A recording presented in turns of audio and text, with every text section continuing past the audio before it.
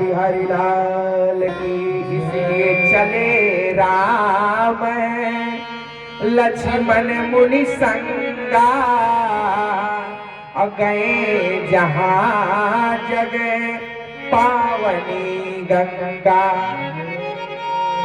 बक्सर से विश्वामित्र जी, राम जी, लक्ष्मण जी जनकपुर की ओर प्रस्थान कर रहे हैं। और जब आप बक्सर से जनकपुर की ओर जाएंगे तो बीच में गंगा जी पड़ती है। गंगा जी का किनारा जब आया तो विश्वामित्र जी ने राम लक्ष्मण जी को स्नान करवाया, और स्नान करा के गंगा जी के किनारे बैठा करके राम जी पूछते हैं, प्रभु ये गंगा जी पृथ्वी पर कैसे आए? गंगा जी पृथ्वी पर कैसे आए? गाधे सोनो सब कथा सुनाई, अजय प्रकार सुर सरी मही आई। आपको पता है गंगा जी की कथा? आपको नहीं पता है, हम बता दिए देते हैं। विश्वामित्र जी कहते हैं, राम तुम्हारे ही वंश में सगर नाम के राजा हुए हैं। राजा सगर के 60,000 पुत्र थे। कितने पुत्र थे? सगर जी के पिता का नाम था बाहुक। क्या नाम था? बाहुक। बाहुक की 1 करोड़ रानियां, लेकिन एक भी पुत्रवती नहीं। एक रानी का नाम था मदयंती। मदयंती के गर्भ में जब राजा सगर पल रहे थे तो बाकी सब सौत डाह करने लगे, अगर इसका बालक हो गया तो राजा हमको नहीं मानेंगे। सो जहर दे दिया, और जब जहर दे दिया तो जहर के साथ राजा प्रकट हुए। 100 मने 7 अगर मने जहर, 100 मने 7 गौ मने जहर, जो जहर के साथ प्रकट हो उसी का नाम सगर है। बोल बांके बिहारी लाल। राजा सगर के 60,000 पुत्र थे। एक बार राजा सगर अश्वमेध यज्ञ करवा रहे थे, तो अश्वमेध यज्ञ का घोड़ा देवराज इंद्र ने चुरा लिया। तम विश्वजहीनम दृष्ट्वा मोदमाना महर्षयः कर्माणि कार्यामासु पुरस्कृत्य प्रजापति। विश्वजहीनम, विश्व को जीतने के लिए अश्वमेध यज्ञ करा रहे थे, तो अश्वमेध यज्ञ का घोड़ा देवराज इंद्र ने चुरा लिया, और घोड़ा चुरा करके कपिल मुनि के आश्रम में ले आके रख दिया।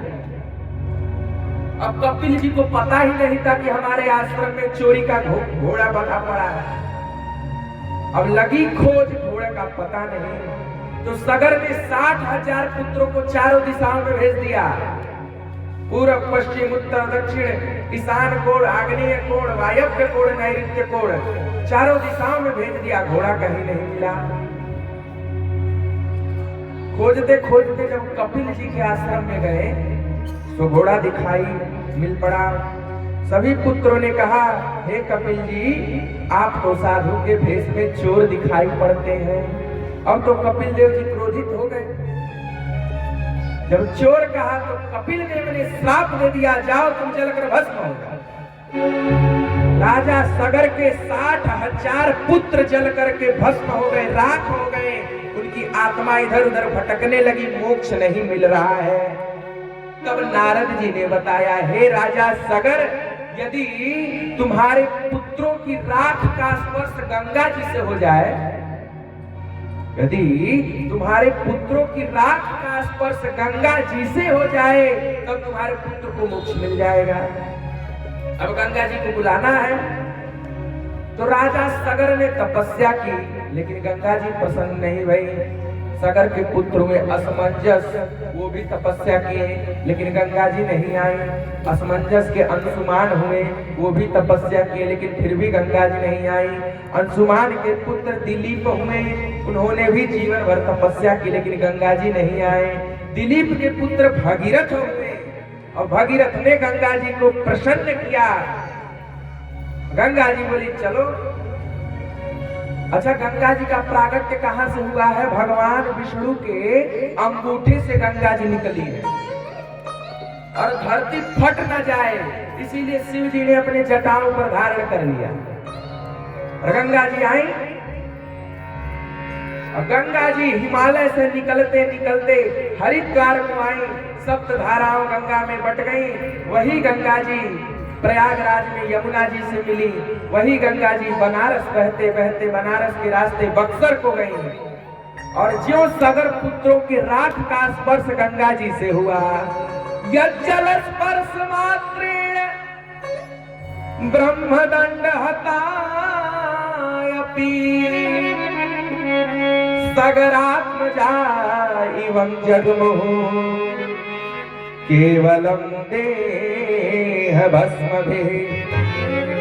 जो गंगा जी का स्पर्श सगर पुत्रों के राख से हुआ, यज्जल स्पर्श मात्रेण ब्रह्मदंड हतायपि सगरात्मजा इवं जगमुः केवल देह भस्मभिः।